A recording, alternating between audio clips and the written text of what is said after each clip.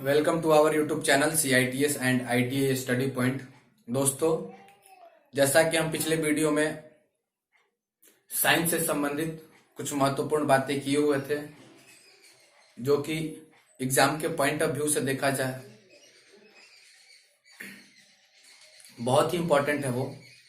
और आपका जो NTPC और ग्रुप डी का एग्जाम डेट भी आ गया है, तो हमें इसमें साइंस से कुछ महत्वपूर्ण क्वेश्चन पूछे जाते हैं और साइंस से बहुत सारे क्वेश्चन आते हैं। तो उसको ध्यान में रखते हुए हमने अपने इस चैनल में टेक्निकल टूल्स और इक्विपमेंट्स के अलावा साइंस के कुछ महत्वपूर्ण टर्म्स की हम बात करेंगे। और साइंस से संबंधित हमने 2-3 वीडियो बनाए हुए हैं। और इसी क्रम में आगे बढ़ते हुए आज जो है, पिछले वीडियो में हमने यूनिट एंड डायमेंशन की बात की हुई थी, और आज की इस वीडियो में हम बात करेंगे कार्य, ऊर्जा और शक्ति की। ठीक है, कार्य क्या होता है और ऊर्जा और शक्ति, और इसके कुछ इंपॉर्टेंट टर्म्स की हम बात करेंगे, और इससे कैसे क्वेश्चन पूछे जाते हैं, किस टाइप के क्वेश्चन आते हैं, वो सब चीजें हम इस वीडियो में देखेंगे। तो हमारा जो टॉपिक होगा आज का होगा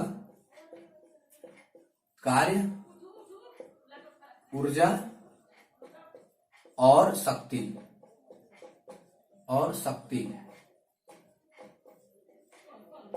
यानी work, energy and power. Work,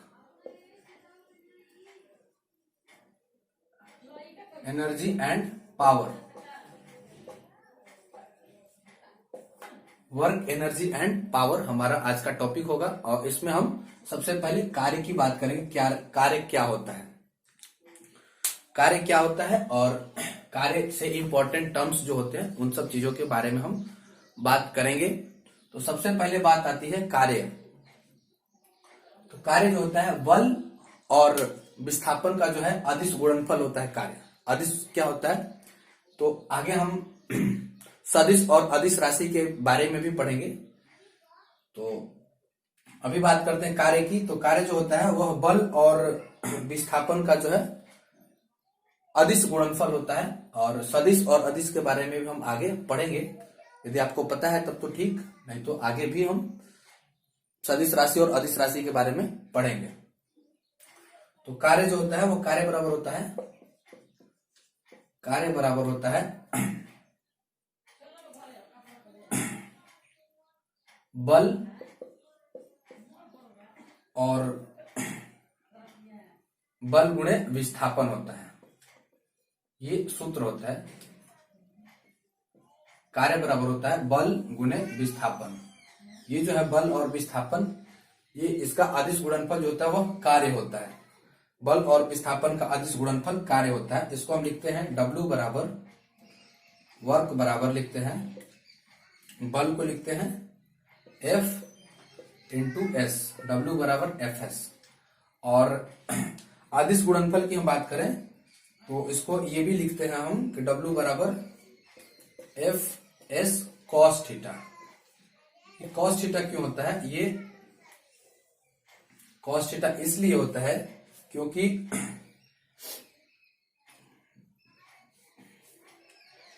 ये F इंटू S, यानी F और S जो है ये इंटू करके करेंगे, और ये दोनों कार्य बराबर बल और विस्थापन का अदिश गुणनफल होता है। और FS को हम ये लिख सकते हैं, F और S का जो अदिश गुणनफल होता है वह A और B के टर्म में देखा जाए तो इसको हम ये लिखते हैं कि FS cos थीटा। तो वही है FS cos थीटा। ये अदिश गुणनफल के लिए होता है, F इंटू S के लिए FS cos थीटा जो यहाँ पे लिखा हुआ है। तो थीटा क्या है, इसमें F और S के बीच का जो कोण होता है वह थीटा है। ये हो गया कार्य। कार्य की मात्रक की हम बात करें, SI मात्रक जो होता है कार्य का,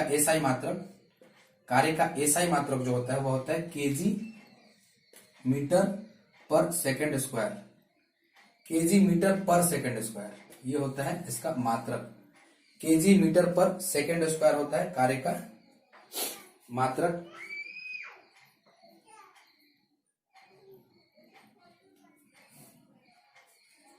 सॉरी,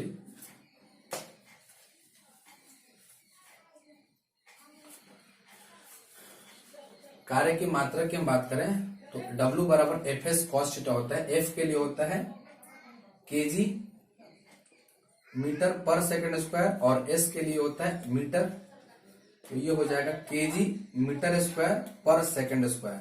ये हो गया कार्य के लिए केजी मीटर स्क्वायर पर सेकंड स्क्वायर, और इसी को हम बोलते हैं केजी मीटर स्क्वायर पर सेकंड स्क्वायर को हम बोलते हैं JULE, जूल। कार्य का मात्रक जो होता है जूल होता है। केजी मीटर स्क्वायर पर सेकंड स्क्वायर ये हो गया जूल। और जूल में देखिए क्या होता है कि एक जूल बराबर जो होता है, एक जूल बराबर जो होता है, एक जूल बराबर होता है 10 के पावर 7 अर्ग। एक जूल बराबर 10 के पावर 7 अर्ग होता है। और ये एसआई मात्रक होता है कार्य का। और सीजीएस की हम बात करें तो सीजीएस में क्या होता है, सीजीएस में बात करें, सीजीएस सिस्टम में हम बात करें कार्य के लिए, ये हो जाएगा केजी को हम ग्राम में होगा, और ग्राम मीटर को ये सेंटीमीटर, ग्राम सेंटीमीटर स्क्वायर और पर सेकंड स्क्वायर, ये हो जाएगा सीजीएस में। और इसी सीजीएस को जो हम कहते हैं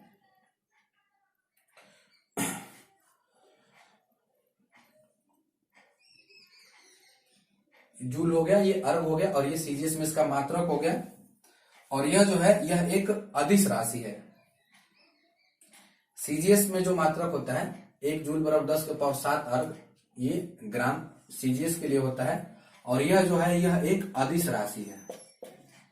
कार्य जो है, कार्य ये बल और विस्थापन का अदिश गुणनफल कार्य होता है, तो यह एक अदिश राशि होती है कार्य। तो ये हो गए कार्य से संबंधित कुछ इंपॉर्टेंट टर्म्स। ये कार्य बराबर होता है बल और विस्थापन का गुणनफल, ये अदिश गुणनफल होता है, इसलिए इसको एफएस या एफएस कॉस थीटा भी लिखते हैं। और इसका मात्रक जो जूल होता है एसआई में, और सीजीएस में होता है ग्राम सेंटीमीटर स्क्वायर पर सेकंड स्क्वायर। 1 जूल बराबर 10 के पावर 7 अर्ग होता है।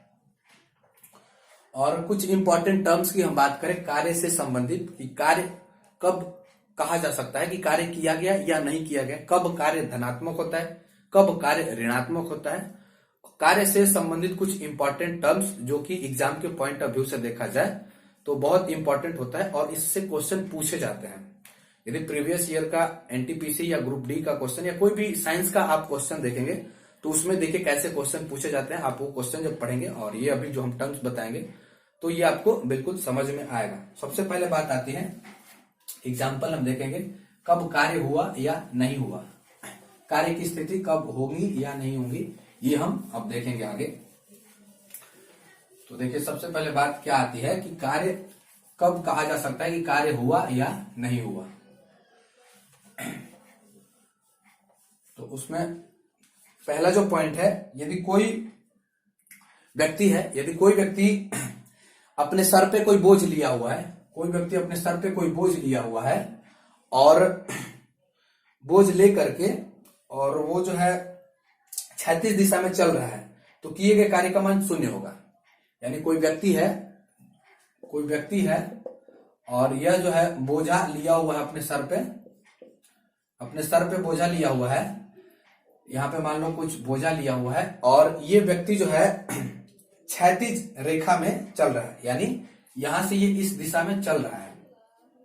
तो इस दिशा में जैसे चल रहा है तो पूछा जा रहा है कि कार्य किया कि नहीं किया। तो ये जो है इसके ऊपर बोझा लदा हुआ है, और ये यानी ये और ये जो है बल लग रहा है, बल जो है ये बोझ लिया हुआ है ऊपर और चल रहा है इस दिशा में। तो ये कार्य हुआ कि नहीं, तो ये कार्य साइंस की भाषा में नहीं हुआ। क्यों? क्योंकि इसके बीच का कोण जो है 90 डिग्री और वर्ग बराबर होता है एफ एस कॉस थीटा। तो थीटा का मान जब हम 90 रखेंगे तो इसके बीच का कोण नहीं होगा, कार्य नहीं होगा, कॉस थीटा 0 हो जाएगा, डब्ल्यू बराबर 0। तो ये कार्य नहीं किया। दूसरा एग्जाम्पल है कि अगर कोई व्यक्ति किसी दीवार पर धक्का लगा रहा है तो विस्थापन नहीं होने के कारण उसका कार्य नहीं होगा। क्योंकि देखिए जब कोई व्यक्ति है, मान लीजिए ये कोई व्यक्ति है और ये जो है अपने हाथ से इधर दीवार पे बल लगा रहा है, ये दीवार है,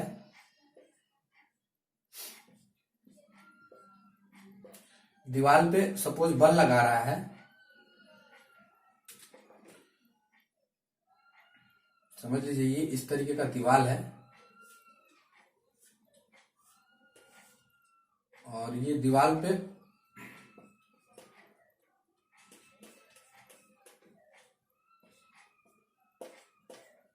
ये कोई व्यक्ति है और ये दीवार पे धक्का लगा रहा है, ठीक है। तो जब ये धक्का लगाएगा दीवार पे और कोई व्यक्ति तो धक्का लगाएगा तो ये दीवार है, दीवार में कोई दूरी तय नहीं करेगा, यानी एस यहाँ पे 0 हो जाएगा। एस 0 हो जाएगा तो यहाँ पे क्या होगा, एस जब 0 हो जाएगा, अब वर्क बराबर होता है F S cos theta, S बराबर 0 हो जाएगा तो डब्ल्यू बराबर भी 0 हो जाएगा, यानी यहाँ पर भी ये व्यक्ति कार्य नहीं कर रहा है।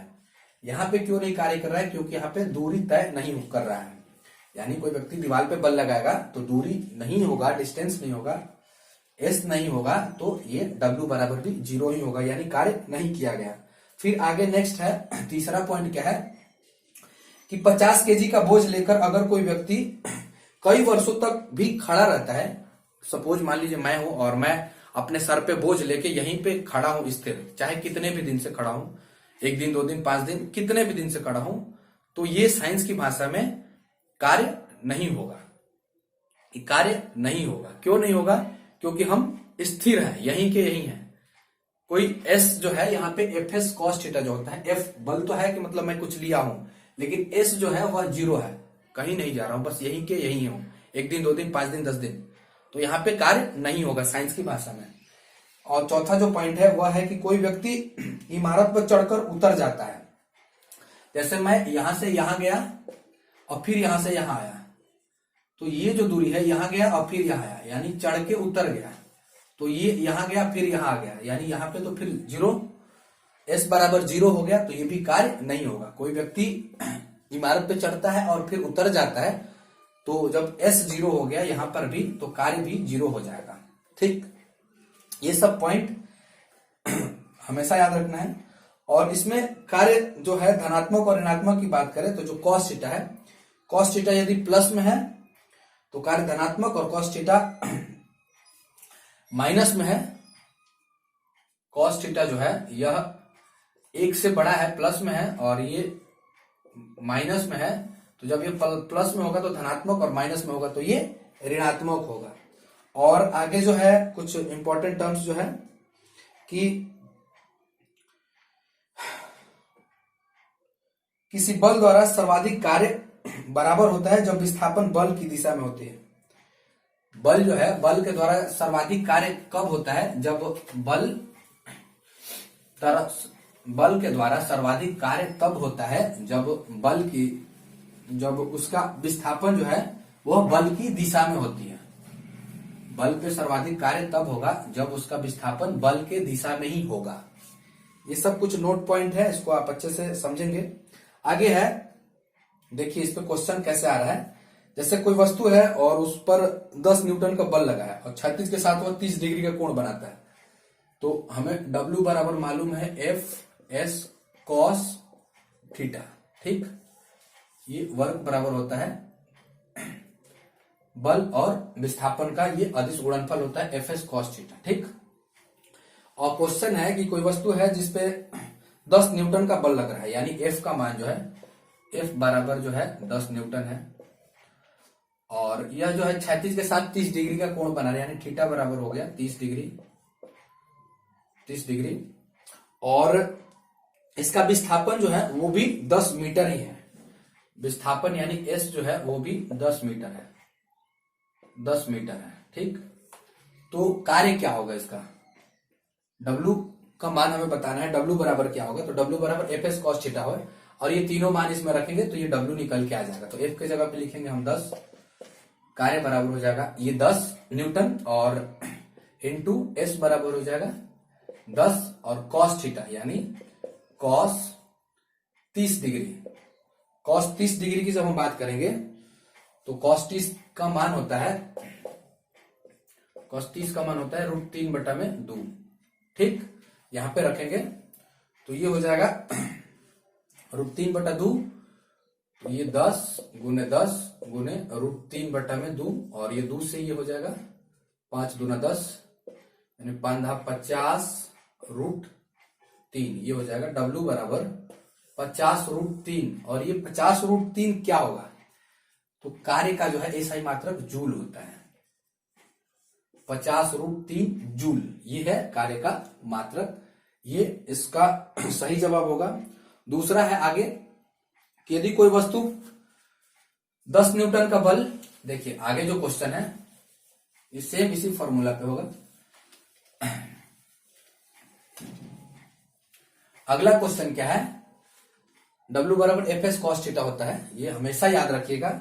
आगे जो क्वेश्चन है उसमें कह रहा है कि यदि कोई वस्तु 10 न्यूटन का बल लगाता है और वह 10 मीटर की दूरी तय करता है, यानी F बराबर जो है 10 न्यूटन का बल लगाता है और दूरी जो है वह 10 मीटर की दूरी तय करता है।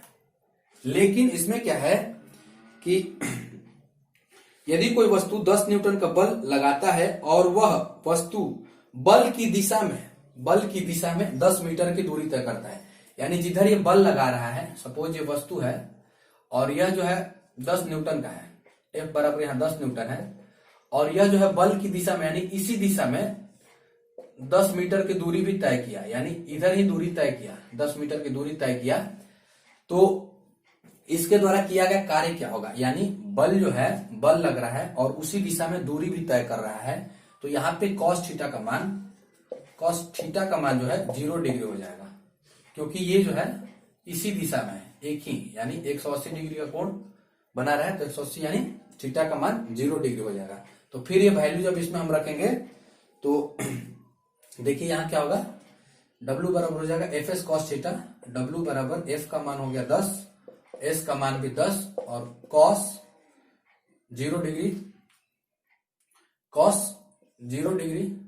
और 0 डिग्री का मान 1 होता है, तो ये हो जाएगा 10 गुने 10 गुने 1 यानी 10 तहिया 100 जूल, JUL।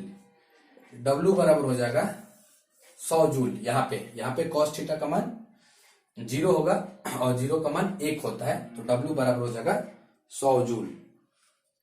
ठीक, ऐसे ही क्या होता है कि आगे जो है, आगे देखेंगे कि कार्य का मान समय पर निर्भर नहीं करता है। हमेशा याद रखेंगे कि कार्य का मान जो है यह टाइम से इसका कोई मतलब नहीं, कार्य का मान समय पर निर्भर नहीं करता है। नोट पॉइंट में आप लिखेंगे कार्य का मान समय पर निर्भर नहीं करता है। और आगे है अतः दोनों कार्य का मान जो है समय पर निर्भर नहीं करता है। और ये क्यों होता है? तो देखिए एक एग्जांपल देता हूं कि यदि कोई व्यक्ति है 10 मिनट में 100 जूल कार्य करता है और दूसरा व्यक्ति 20 मिनट में उसी कार्य को करता है। देखिए एग्जांपल से इसको आप समझेंगे कि हमने बताया अभी कि कार्य जो है, यह जो है समय पे निर्भर नहीं करता है। कार्य के लिए टाइम इंपॉर्टेंस नहीं होता है, यह समय टाइम के लिए निर्भर, टाइम पे ये नहीं होता है। कार्य जो है टाइम पे निर्भर नहीं करता है।